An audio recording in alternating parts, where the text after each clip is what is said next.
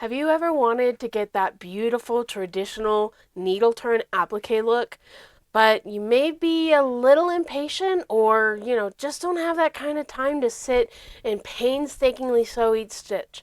Well, today I'm going to show you a surefire cheat that's going to help you do needle turn applique in a flash. Today we're going to be working on this beautiful block that I've done for the Sprout Quilt Challenge. It is a modern Baltimore album block, and you can see here this is the block finished. It has this beautiful kind of folded edge. This has all been hand sewn, and this is everything you're going to need to be able to do this block easy peasy lemon squeezy, okay?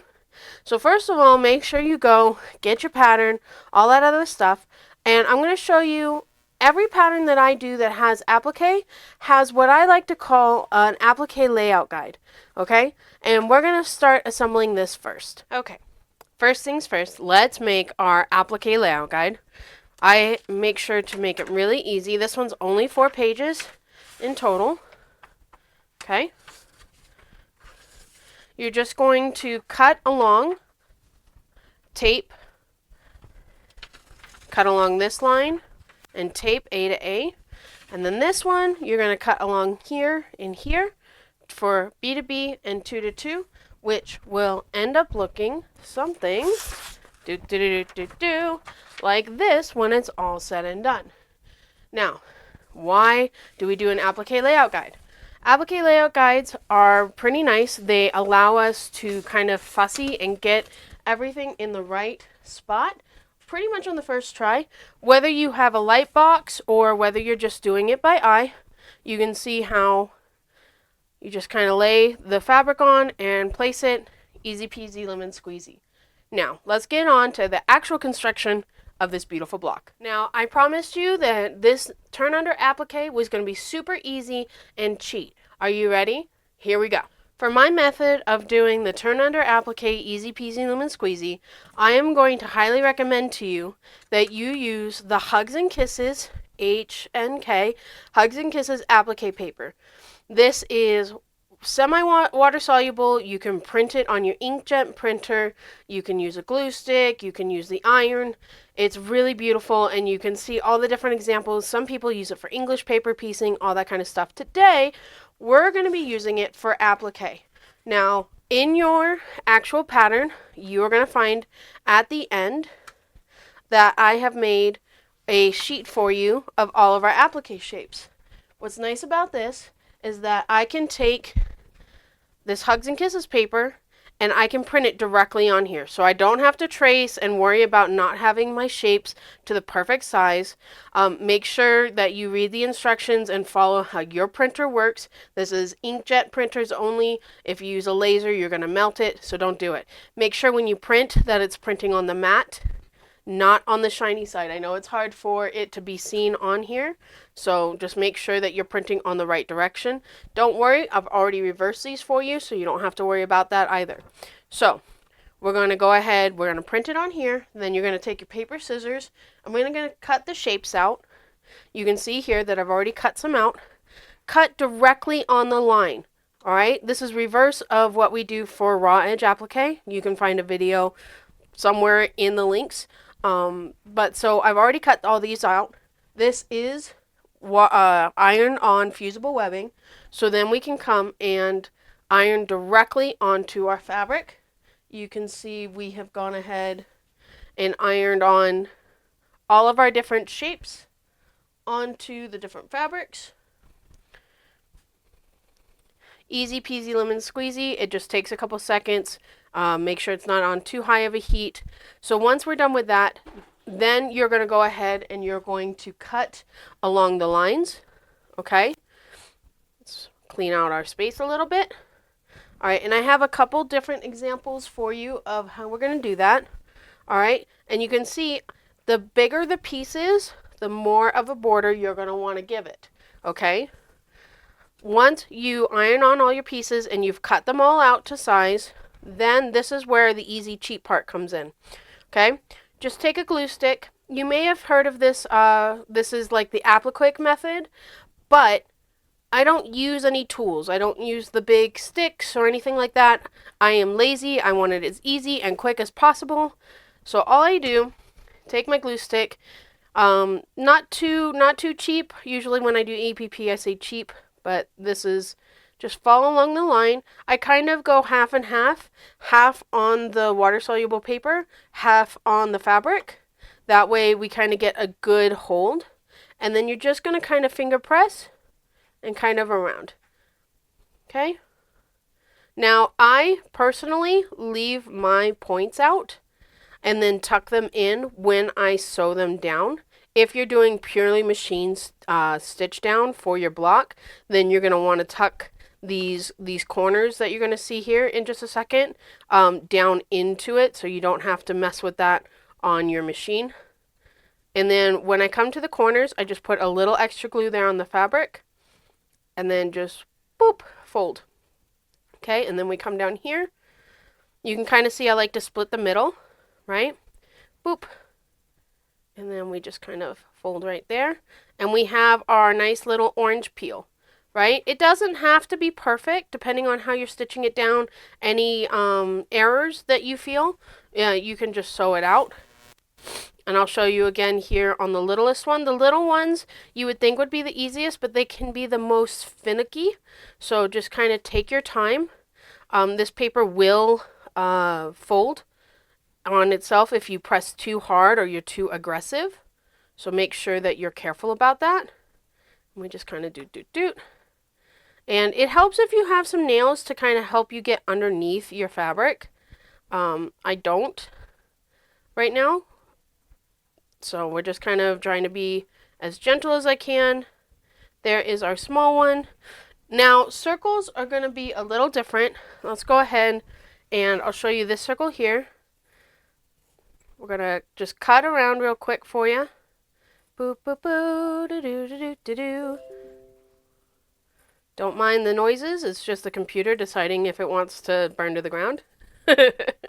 I love technology, but I swear sometimes, you know, can't live with it, can't live without it, right? All right, so we've got that.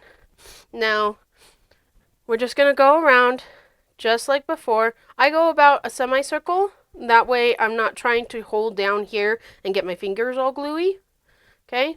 And just gentle, because you're kind of wanting to just keep folding it in, kind of like if you've ever made steamed dumplings or pork fried dumplings and you have to crease the top, right? You're just kind of bringing it in slowly and just kind of folding it in, right? I feel like we're kind of at that halfway point. We kind of tuck under the fabric a little and then we just keep going. Easy peasy lemon squeezy. All right. Almost done.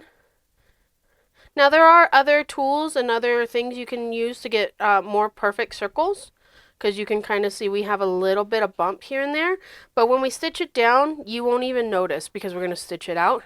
Now this is probably the most complicated of the shapes. We're going to go ahead and I have my applique scissors here and I'm just going to come in just gently. We want to make sure, I know maybe it's hard, but come in maybe 2 or 3 stitches from the inside and just kind of trim it just a little bit. I find whenever I have, I believe it's convex, don't quote me because yeah, my brain is smooth, but you want to kind of trim it. It's easier to come around the outside than it is to come on the inside of a curve, you'll find. So I try and start in the most tricky places, and you can kind of see how we're kind of yeah, glue stick, come in here. And sometimes if it's being really tricky, you can either trim in a little more or you can come on the outside a bit. You can kind of see how you're going to want to hold it down. There's not as much fabric there to hold it on, so you might have to hold it for a couple seconds to make sure that it is secure. Now, what I love about Hugs and Kisses, the water-soluble iron-on fusible webbing, is it is firm enough that I can use a glue stick and it's not going to immediately start dissolving, right? But it is, when I go to take it to wash it, it is going to wash away. And don't worry, you're not going to get that film with like you get with some where, you wash it and then it's stuck and then it just gets a little foamy and everything. Don't worry about that.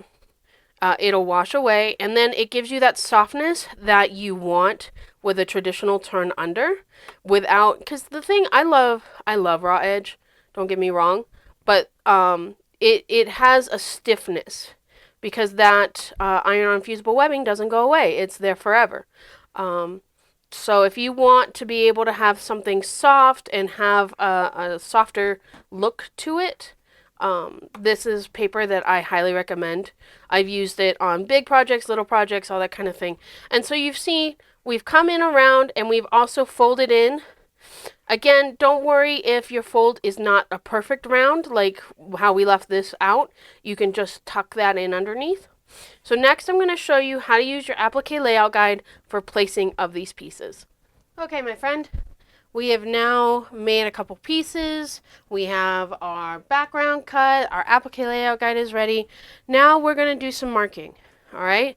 You can either follow the lines here on the applique layout guide or take your handy dandy big old ruler that you use and just mark from corner to start. Now remember that if you are using a chalk pencil or something that doesn't have as fine of a tip, just push your ruler off to the side just a hair. That way your mark can go where the line is supposed to be, right down the center. Okay, and make sure that you are using something that is going to wash away or iron away. You can use a friction pen, you can use a chalk pencil, whatever works for you is absolutely fine. Remember that if you use a friction pen, that the ink of your fabric is going to get lifted up and off as soon as you iron it. So if you're using a darker fabric, you might want to reconsider and use maybe a white chalk pencil, right? So we are just now marking across in the center.